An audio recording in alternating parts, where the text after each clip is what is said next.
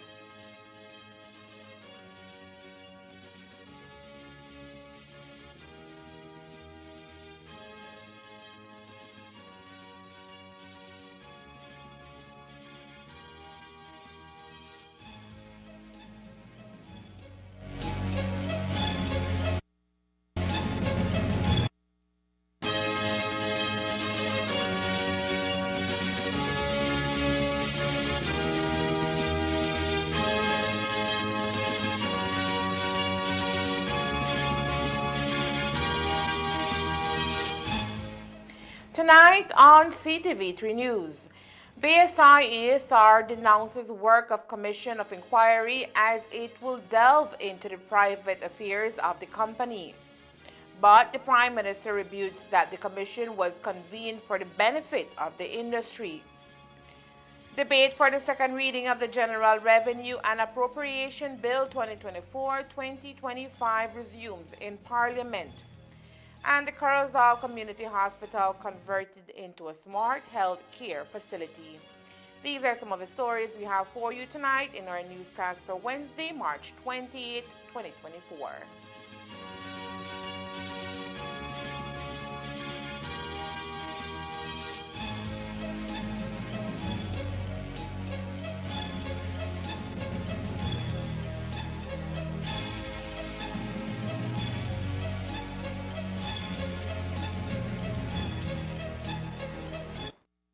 The innovator in you with Dell. Cellular World is an authorized partner for Dell Technologies. Whether you're looking for equipment for personal use or to transform your business, Dell Technologies can provide you with the right equipment to suit your needs. Dell is more than just desktop computers and laptops. The full line also includes monitors, data storage solutions, keyboards, docking stations, and other accessories. This is technology that makes it possible and provides solutions for every situation. Shop for your Dell products at Cellular World, your #1 Dell authorized partner in Belize, and get all the technology you want for less. Bring your brightest ideas to life with intelligent technology. Cellular World, authorized Dell partner.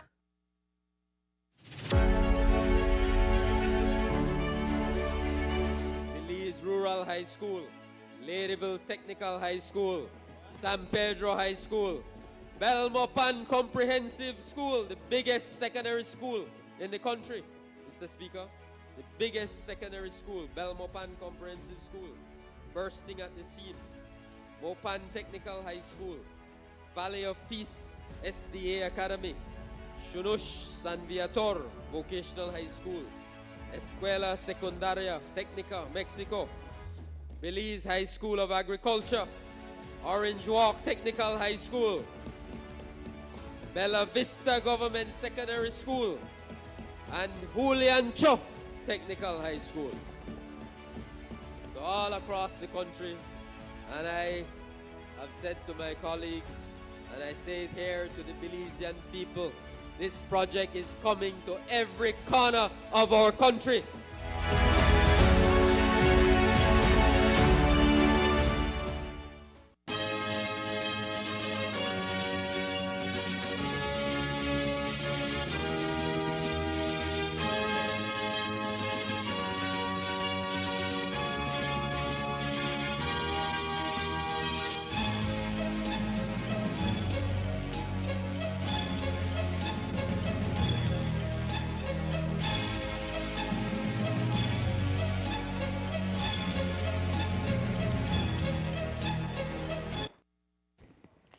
Good evening with your news also simulcast on Face FM 106.7.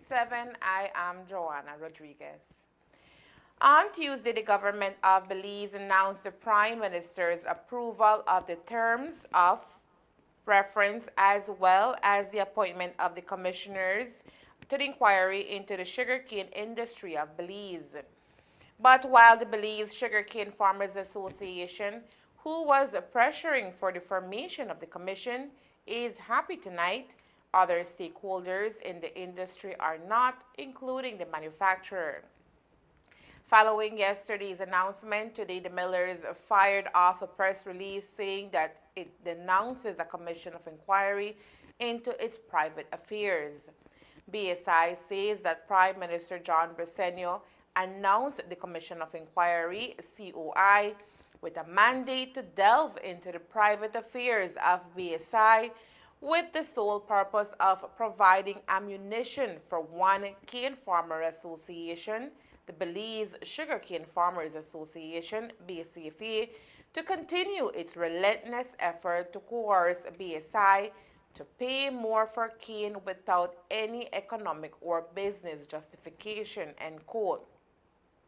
BSI asserts that the three other cane farmers associations that represent roughly half the cane do not support the COI. BSI adds that the decision for a commission of inquiry was politically driven and it totally erodes ASR's investor confidence as the largest U.S. investor in Belize and undermines representations made by the government of Belize to ASR in 2012 that it would receive fair treatment. BSI says that it will not be compelled to, quote, produce proprietary and confidential commercial information, the rights over which are protected by law. Adding that, quote, BSI sees this commission of inquiry as a further assault on its business interests and outright bad faith by the government, unquote. In an interview with the media, Prime Minister John Briceño responded to BSI-ASR's release, adding that while it is within their right to express their position, the decision to convene a commission was done for the benefit of the entire industry. That's all right. If they want to, if that's what they want. But at the end of the day, we want to have a commission of inquiry to be able to take a look at the different challenges that the industry is facing, from the planting to the harvesting to the transportation, and to see how we can make the industry more viable. And I'm hoping that everybody can participate in this thing, in this process. It is a process that's being done in good faith. Now, while the Prime Minister received much backlash from the largest association for the prompt establishment of the commission, today he contends that even though the commission has been set in place, the government cannot force any sugar stakeholder to participate in the process, and so the effectiveness of the process is now left to be seen. If there's one thing I must be grateful to my father, he taught me about hard work from when I was a very young boy, when I used to work at the cane fields. So I'm not fazed by hard work, but at the same time it's my passion, and it's something that I love doing, to be able to see how we can solve problems and how we can make this country move forward. Every step that I take, in my mind, I think that I'm doing the right thing as to how we can improve.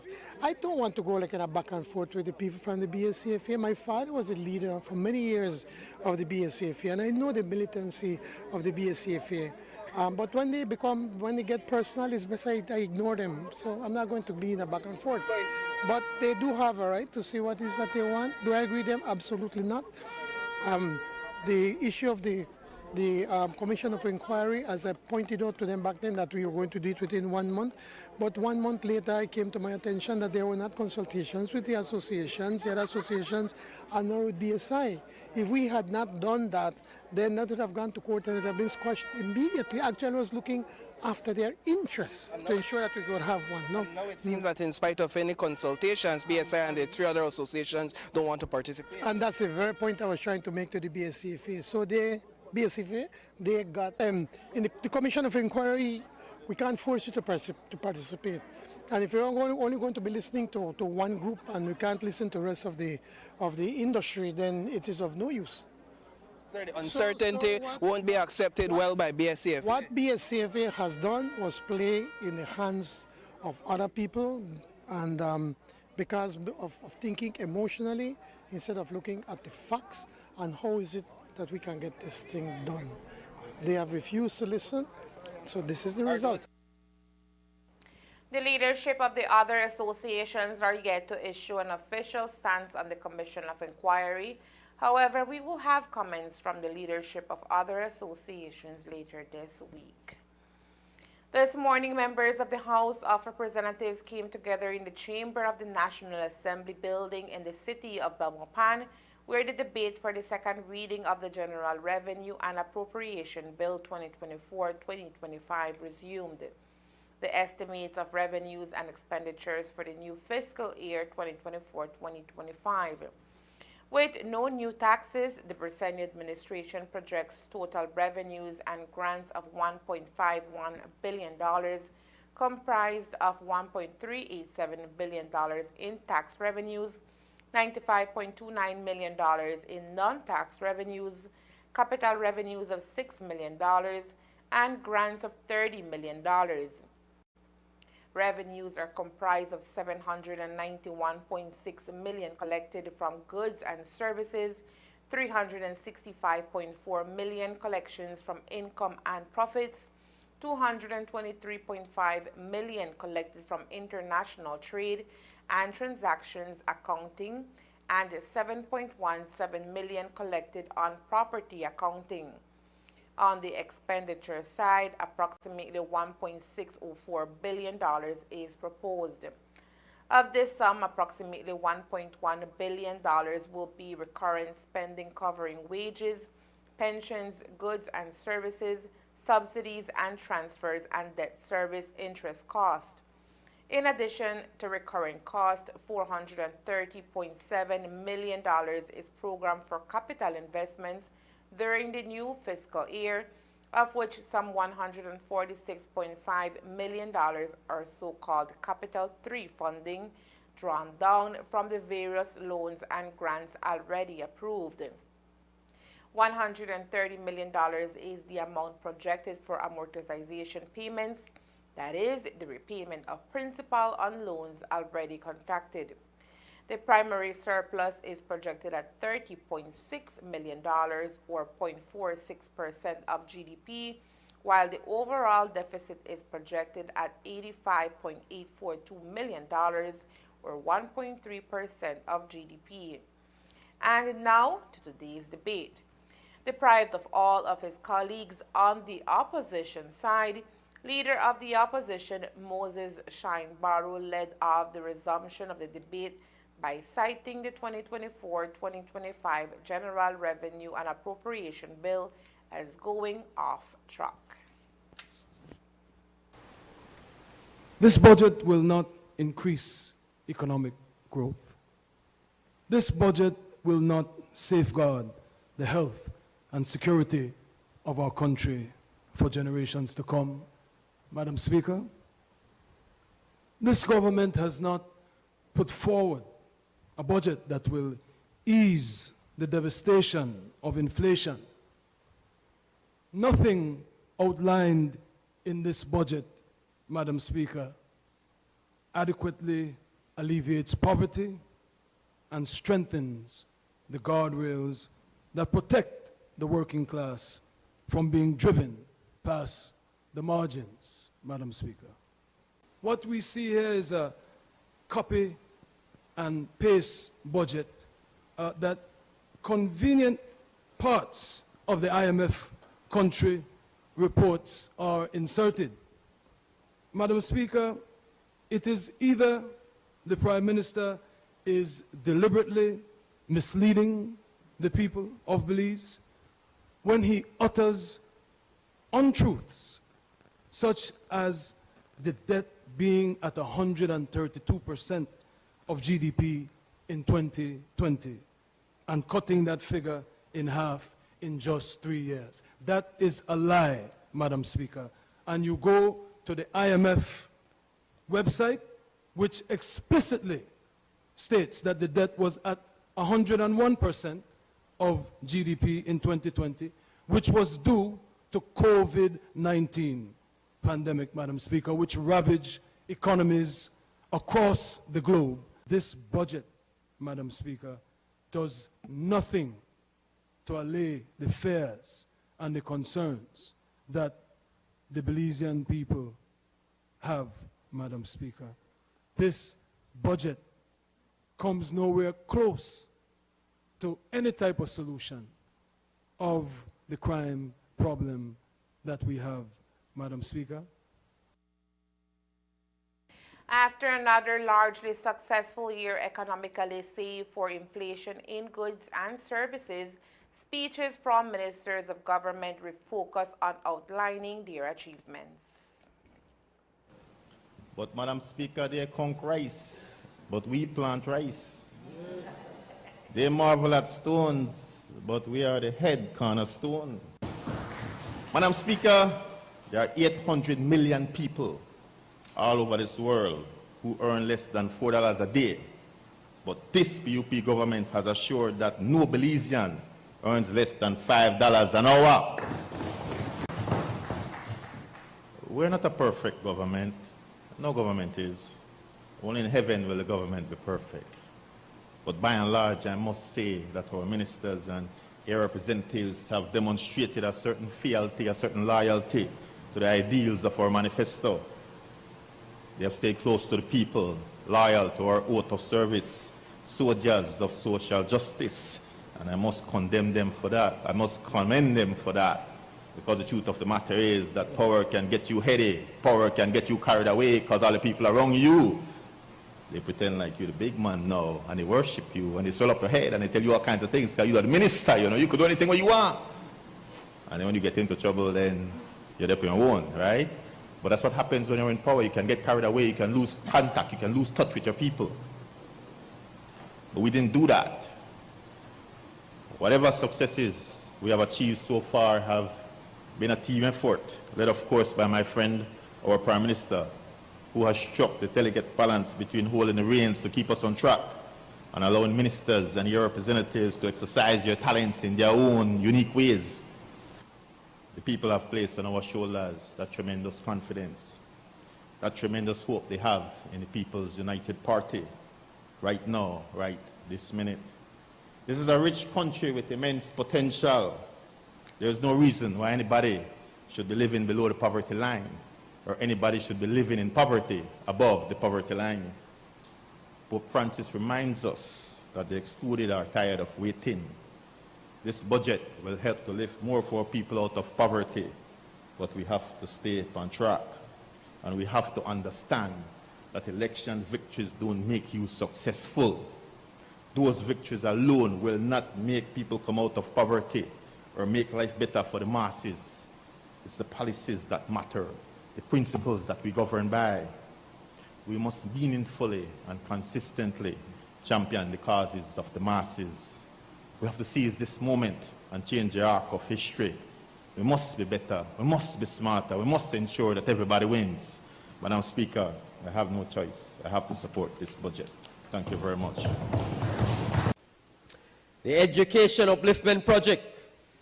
Very proud of that project, Mr. Speaker. Very proud of that project.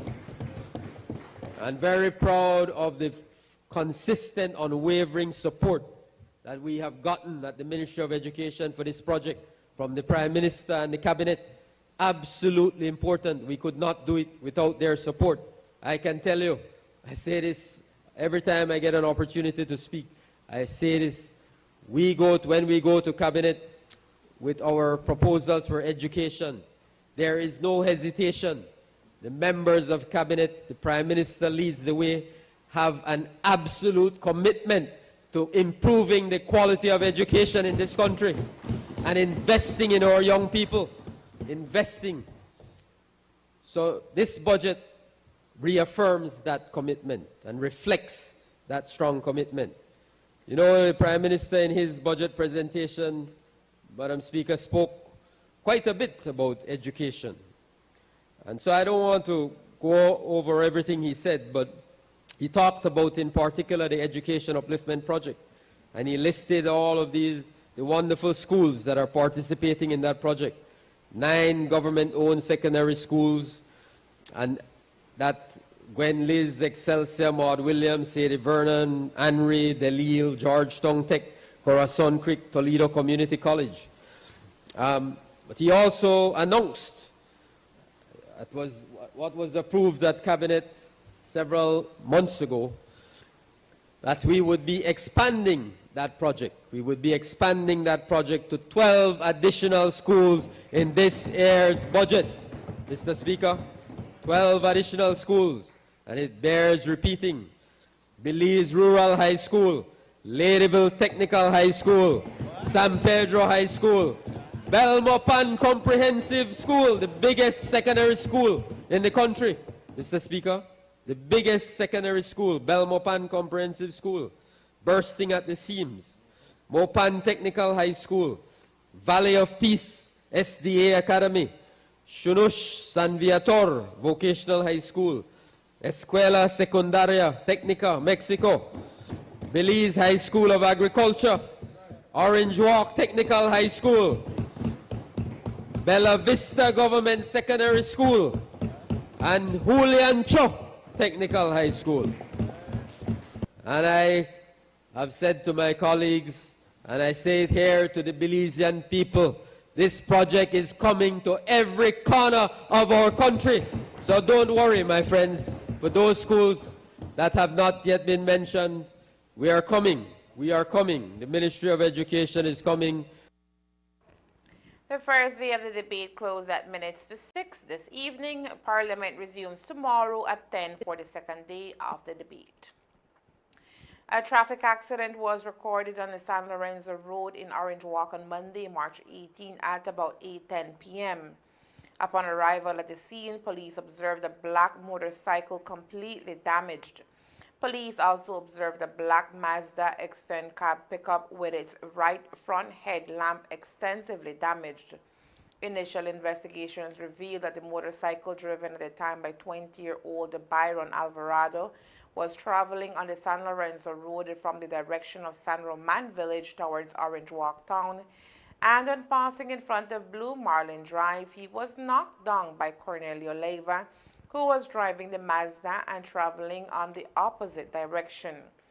As a result, Alvarado flew off from the motorcycle, causing severe injuries to his right leg.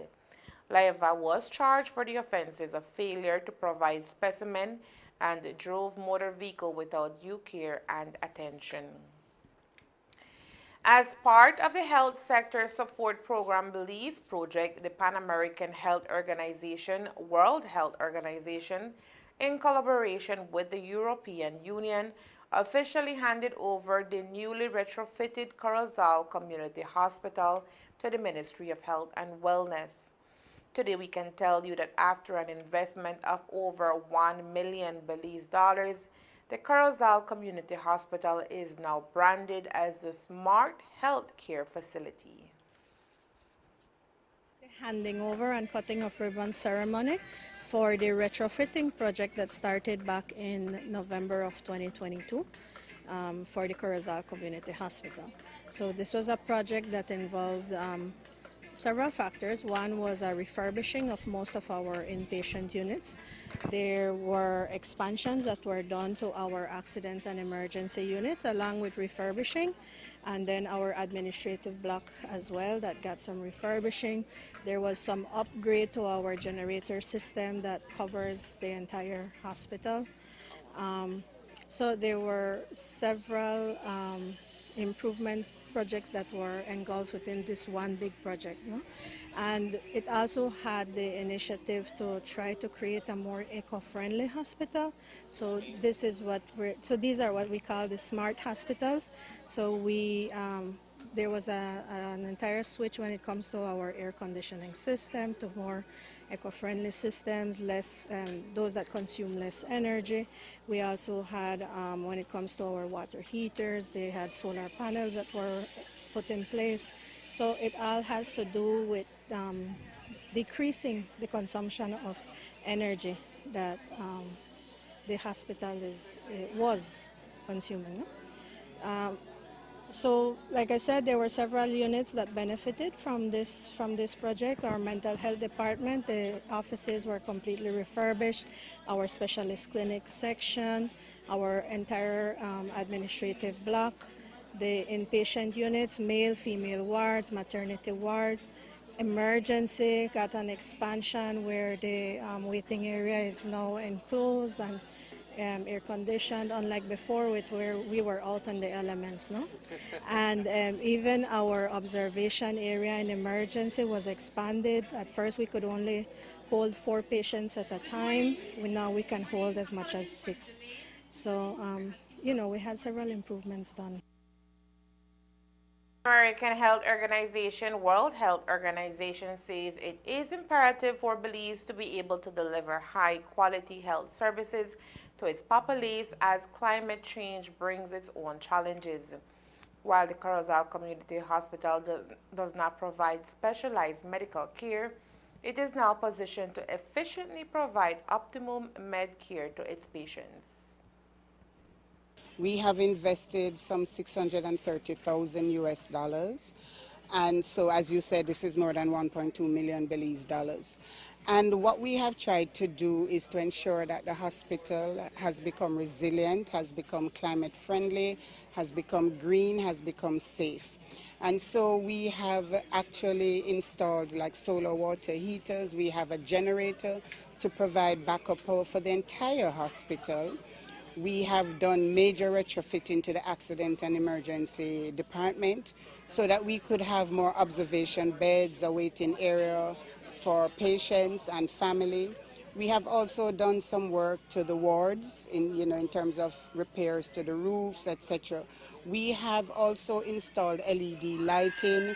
We have installed more energy efficient bathroom fixtures, and we have also ensured that the facility becomes green, is more efficient with the use of inverter type air-conditioned units.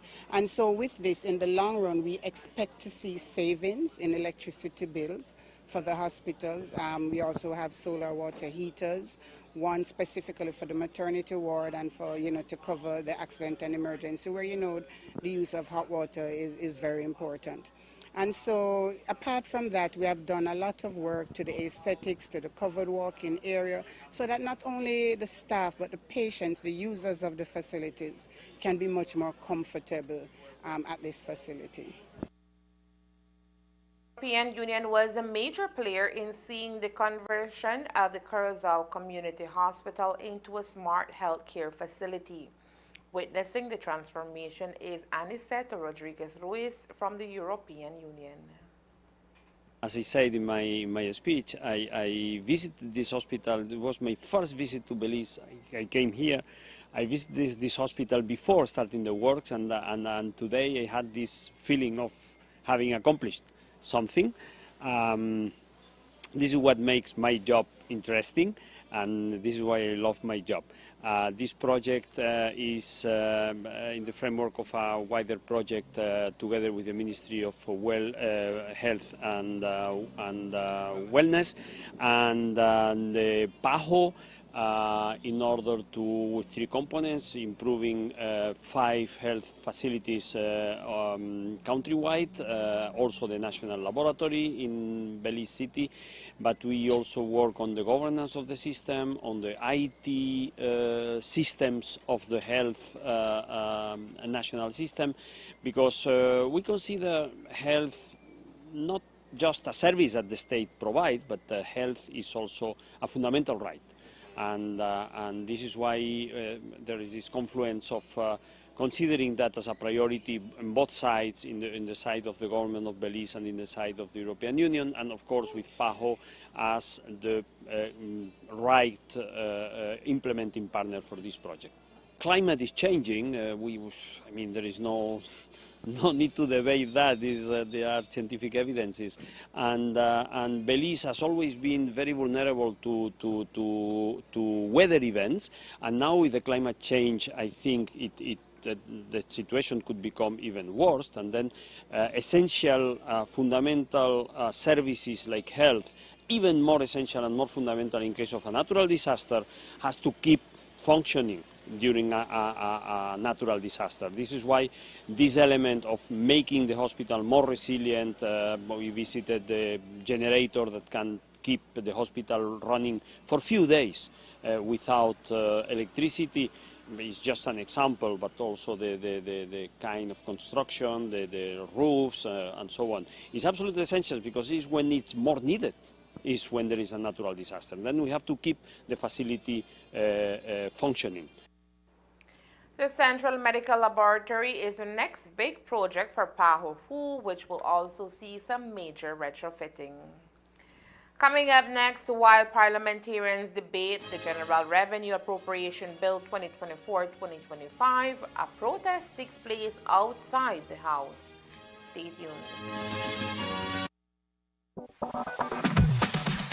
It's here once again, the SEMJC Open Day 2024. It all goes down on Thursday, March 21st. Come out and support the various booths that will be on display. From food and drinks to stepping into the future of gaming, get ready to be blown away by amazing products and services offered at the SEMJC campus in San Roman Village from 9 a.m. to 2 p.m. Centro Escolar Mexico, unlocking boundless innovations and untapped potential.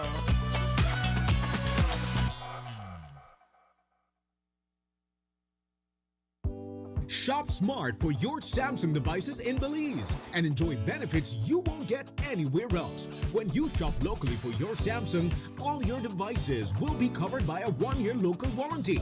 You won't get that when shopping with the other guys. When in doubt, always look for the Cellular World seal to know you're getting the real deal. Shop with confidence and enjoy your Galaxy knowing that it can be repaired locally at our Samsung Service Center by certified Samsung technicians using original parts and machinery. Even better, enjoy the best LTE experience in Belize, knowing that your Samsung devices are compatible with major local carrier networks. Get the ultimate Samsung Galaxy experience only when you shop from authorized Samsung resellers nationwide. One day, we decided to gather everyone who loves The Last of Us in one place. The naked and afraid fans, and well, everyone who loves realities. The ones who don't like spoilers, and the ones who do. And those who love Barbie and Peppa Pig. That place is called Max. Well, it's not an actual place. It's on your screens, and there's room for everyone. Max is here to bring you more of the stories that you love. Max, the one to watch.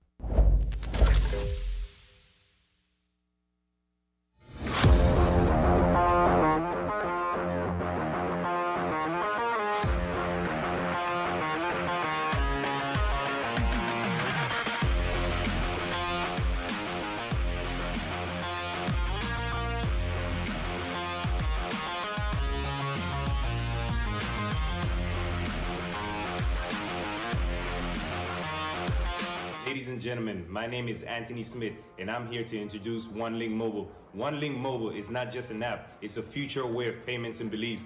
It's easy, it's fast, you can download it right now. Guys, if you don't believe me, let me pass you on to the lovely Miss Gomez, who can tell you a little bit more about the app. Thank you for the introduction. Good morning, everyone.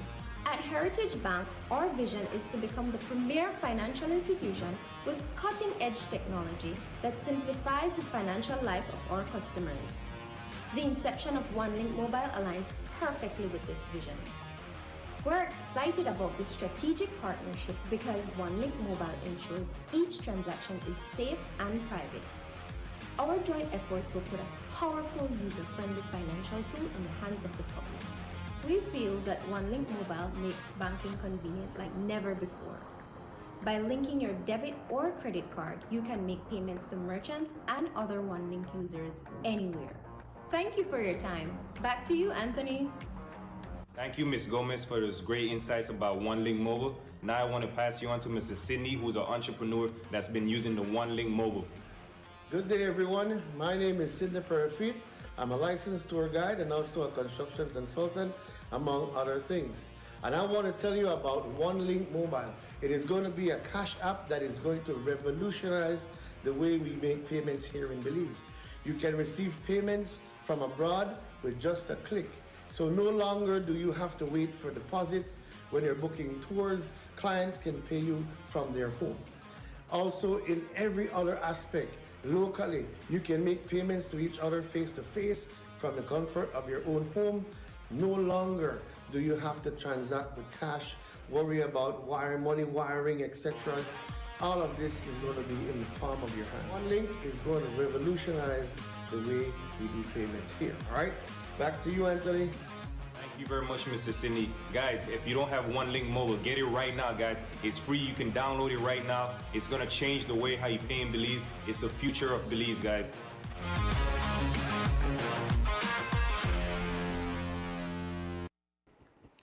The Association of Beneficiaries and Retired Public Officers, ABRPO, mobilized its members in Belmopan today during the budget debate outside the House of Representatives to express disappointment and dissatisfaction with the described as government's failure to honor previous commitments made to them.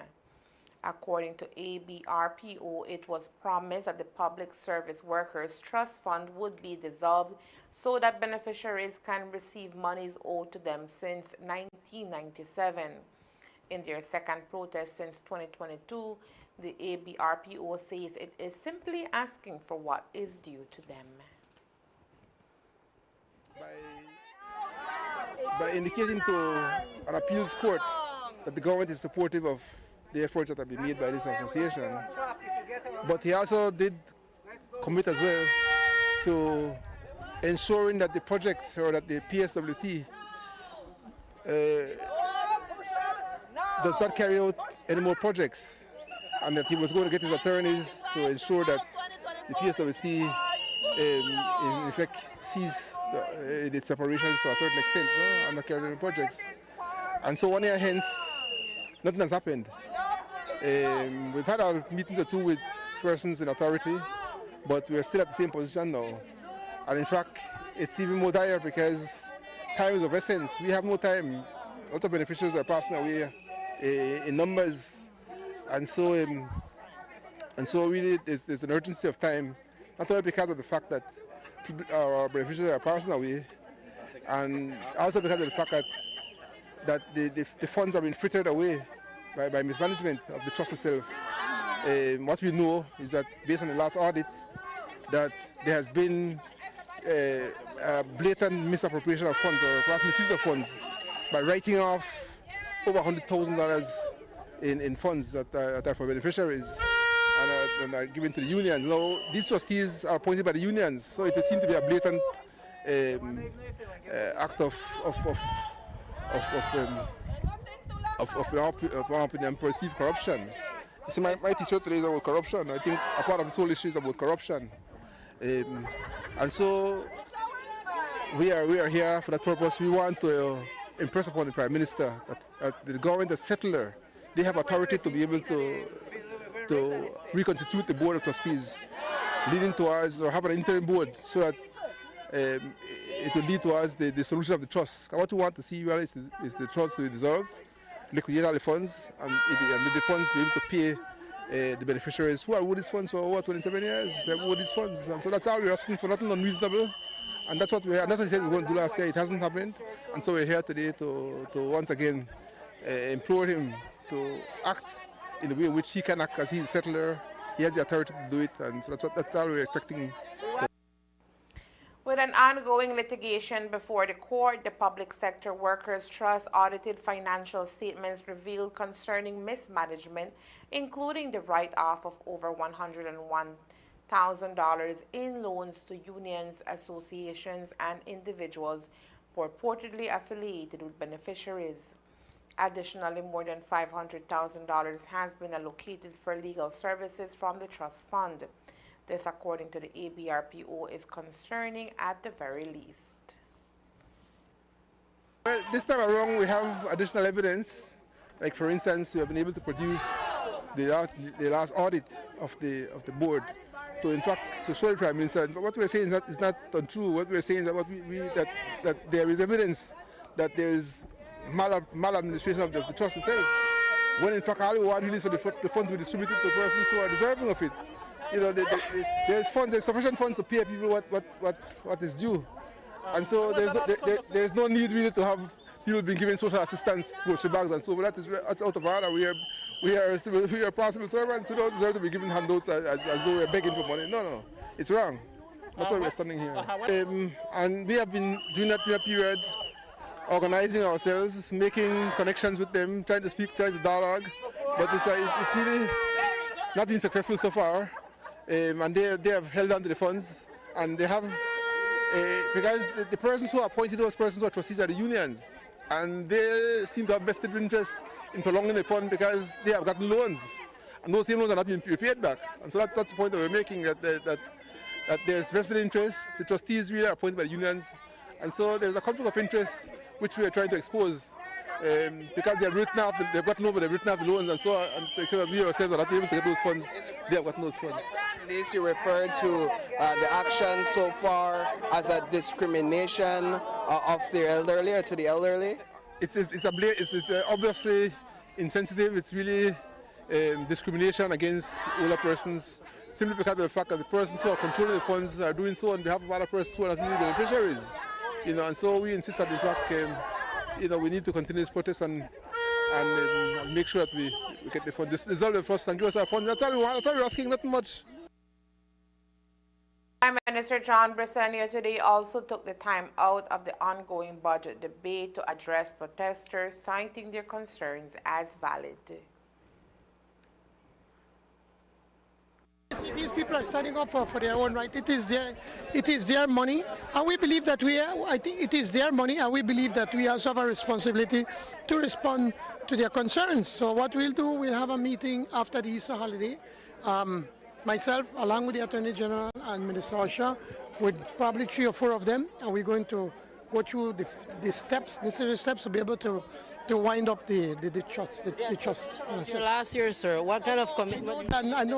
I know, and we had them do that, but what I was explaining to them, it is in court.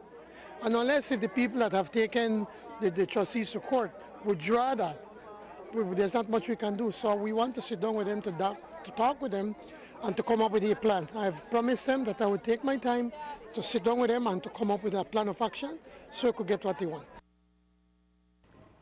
Mental health encompasses emotional, psychological, and social well-being that influences cognition, perception, and behavior. That is according to the World Health Organization. And around the world, mental disorders are ever increasing, with people ending their lives. Locally here in Belize, the Ministry of Health and Wellness has issued out a report in relation to mental health in Belize. While it is a topic spoken candidly of, it is an issue that warrants attention, especially when data shows that less than 30 persons took their own lives in 2023. But what is it that pushes one's mental stability to the extreme of committing suicide? The mental coordinator at the Ministry of Health and Wellness, Yvette Quintanilla, explains. Okay, the preliminary data that we have for completed suicides is 29. We have 21 males and 8 females. So far, just in this year? No, that was for 2023. Yes. What are some of the causes that you guys can point to for that number? There are different factors when it comes to people dying by suicide. One of those things can be stigma. People are still hesitant to speak about their mental health. If anybody expresses anything, about when it comes to their mental health, they are immediately labeled as being crazy. So that may be one of the factors that deters people from seeking help, especially when it comes to males. There's a lot of societal pressures, especially at the age that we are seeing the persons who are dying by suicide, and that would be from the age from around 20 going up to 35. That is the time when people are beginning careers, when they're getting married. they're having children, and if we do not fit in that role, people feel pressured as well. So, these can be factors that can lead to that. Also, when it comes to mental disorders, normally at the teens, young adulthood, that is when mental disorders normally manifest. So having a mental disorder like depression, anxiety, bipolar disorders, these are factors that can, lead persons to making that decision and dying by suicide. The numbers keep reflecting that we have a high rate of schizophrenia. We have persons who suffer from bipolar disorder, from depression, and from anxiety. Those are the highest rates that we're seeing of disorders being diagnosed in Belize. No reason as to why. Again, when it comes to mental disorders, there are different factors. It can be a predisposition. It might be related to genetics. So if somebody in the family has been diagnosed with a mental disorder, there is a high probability that someone in the family might suffer from the disorder. It also has to do with experiences that you go through life. If you went through a traumatic experience as a child, later on in adulthood, you can suffer from a mental disorder. But there are different factors that may contribute to it. So how do we curb the data? Education, that is the key word for the Ministry of Health and Wellness. Quintanilla says we must know the signs of mental disorder in order to be able to assist. We need to continue educating ourselves. It starts with us first, in recognizing that we all have mental health. We all do. If we can think, if we have emotions, these are part of what constitutes our mental health. And educating the public. It starts from small, from very young. I would say from primary school, high school, we need to start educating people about mental health and also equipping ourselves when it comes to skills in how to manage, different problems that we face. One of the things that we want to do when it comes to the recent launch of the Belize National Suicide Prevention Plan is that we want to equip adolescents when it comes to the socio-emotional life skills. We want to teach how to manage problems, how to manage emotions, relationships, things like that, so that then we can start equipping from a younger age people with skills in order for them to be able better to manage problems when they come along. Okay, when it comes to the warning signs for suicide, we might find that people actually might speak about it. They might express that they want to die, or that they feel guilty or ashamed, or that they're being a burden to others. When it comes to feelings now, they may express feeling hopeless, worthless. They might express being very sad, or there might be even extreme emotional and physical pain. We also look out for changes in behavior. Sometimes they may be extremely irritable, angry, as well. Especially when it comes to adolescents, you might notice that they become withdrawn. So these are things that we need to look out for. Also, if there is, more use of substances, that is also an indicator. They might start to use more alcohol or smoking of drugs. They might eat more or decrease the amount that they are eating, or also the sleep is affected. Sleep more or they sleep less. So these are some of the things that we normally would look out for.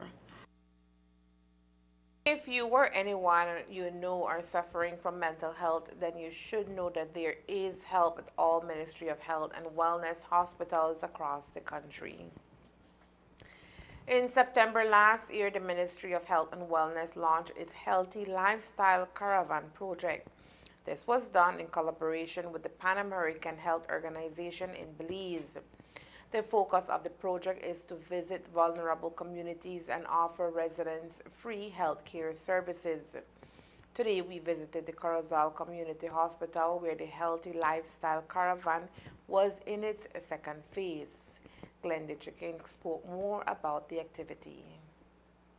The Caravan is an initiative that is a collaboration between the Ministry of Health and Wellness and PAHO, and basically is to reach or take services to the different vulnerable population in the remote communities. But today we're having it here at the Corozal Community Hospital compound, which is really good because we have various schools around that could benefit from the services that we're providing today. Now, your main objective, has it been met? It's almost noon. Yeah, we had some people coming over, a lot of students coming this morning, and as I said, basically what we're trying to promote is healthy living because it's our Healthy Lifestyle Caravan phase 2. So basically we're providing a lot of health education to prevent illnesses, and with us we have various other departments, organizations like Oceana, and we have the departments under the Ministry of Health. We have the Mental Health Department, the NAC Department, and we also have NDAC. From the nutrition, we also have community health workers doing various topics. We have the vector control. I hope I'm not forgetting anyone, but we're having Red Cross and Corozal Lions Club as well. We have a lot of them just sharing what they do in their different departments, in their different organizations, so that the community knows how to benefit from the services that they provide. Your opinion about in 2024, why are people still sick when services are made available and the minister, announced in the House of Representatives that free hospital and meds. So do you find it strange that people are still sick? At the end of the day, it's a life choice. It's your personal choice.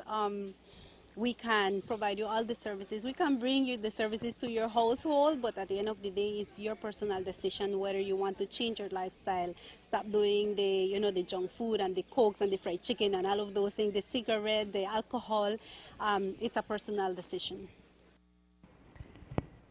Centro Escolar Mexico Junior College is a growing institution here in the north, and as they prepare to celebrate 15 years of existence, the junior college will be opening its doors to the general public as they will be hosting their annual open day on Thursday under the theme Unlocking Boundless Innovations and Untapped Potential. The annual event has been hosted by the institution for over a decade, and this year the school is expecting its open day to be bigger and better than ever before. Well, the Open Day has been happening since our third anniversary of the institution, and we took a pause during the pandemic, and then last year we brought it back, and the reason why we continually plan and carry out this Open Day is because it is an event whereby we make our communities come together, and we ensure that we make them aware of the goods and services that are out there for our people. More so, with relevance, we showcase our students' work, the projects, and based on their program of study. And we believe that it is important for our communities to know and have a knowledge of the skills that our students are learning, so that in turn, it can motivate other potential students to join the institution. So one of the main focuses is for other students who are seeking to further their education, get attracted by what they see during the open day. Yes, most certainly. One of the highlights of the open day is that we also have a SMJC booth there, and we give out applications. We do our own recruiting on that day because there are people that will come in and ask questions. And so, yes, and we try to, as much as possible, highlight the different programs that we have to offer. We're going to see booths, for example, in architecture, tourism management, electrical engineering, biology and natural resources, just to name a few, agriculture, business, and so forth. Visitors can expect a large array of educational and business booths as students will be showcasing what they have learned in areas of entrepreneurship, architecture, tourism, information technology, mathematics, and science in very creative and interesting ways. For my major is agribusiness. The whole thing that we're doing for our open day is to combine the first years and the second years together. Through that, we will have our topics that we have for the whole semester, and we'll come together and educate you guys that day. We are doing an educational booth. Okay. So when the people come, we're gonna educate them. For example, we will have livestock. That is one thing that we have as a study and a subject, where the pigs will be at. Also, we will have entomology showcasing the insects. We will have the bee crew there showing the byproducts, the honey, and educating you guys through that. Preparation, as you know, must be a teamwork together. You must come together if you want to give a good work, communicate through it, and just give your all through that day. So far the preparation is doing really great. That's for your booth in particular, Yes. right? Okay, which will focus when it comes to agriculture. And your booth? Okay, so our booth is doing buildings because our major is in architecture. And you know, in architecture, it has to do with landscaping and different designs of buildings. So here we, same as her crew, we are doing first years and second years together. But first years are doing something different. They're working on a plan, which the teacher will provide them, and from that plan, they will follow the entire plan to construct their buildings. And last year, we had the option on doing wood or concrete. But this year, the first years are just focusing on concrete buildings. So there you will see different designs of houses made in concrete, and you will see how they went through in building it. And for the second years, we're doing steel structures. We're not necessarily using steel for our models, right? But we are using different types of material that will implement the steel. So every group has different type of buildings that they want to create. So this one is totally different from the first years because here we're just gonna be based on research and pictures. The doors of the institution will be open to the public at 9 a.m. and the entire Orange Walk and Corozal districts are invited to be a part of this celebration. It is something that starts to get planned months before, and the teachers have to be very much involved in coaching and also preparing the type of projects that they want to showcase. More so, we believe that the students need the proper guidance in order for them to be able to prepare for an event of this magnitude, to be able to know how to receive the people that will come in, not only to judge them, but people that will come in and ask questions about their projects. Well, basically, we have been doing advertising on the television, also on our social media page. This year, we did an open registration as opposed to the previous years where we invited other people from the community, businesses, NGOs, and so on. So far, we have, combined with our student booths, we're going to have a total of 115 booths on display tomorrow. And one of the things that I really appreciate and have appreciated over the years, and I must take the opportunity to thank our general public, is that our open days have been well attended, both by the primary schools in the area and also by the general public. People do come out and support SAMJC's open day. And just to make them aware, we're going to have 2 buses running tomorrow to the different villages, 2 Tillits buses, which were donated to us by Mr. Omar Tillit, so I have to thank him for that. And so if people see the buses in their village, they can feel free to jump on the bus and come to the SAMJC open day.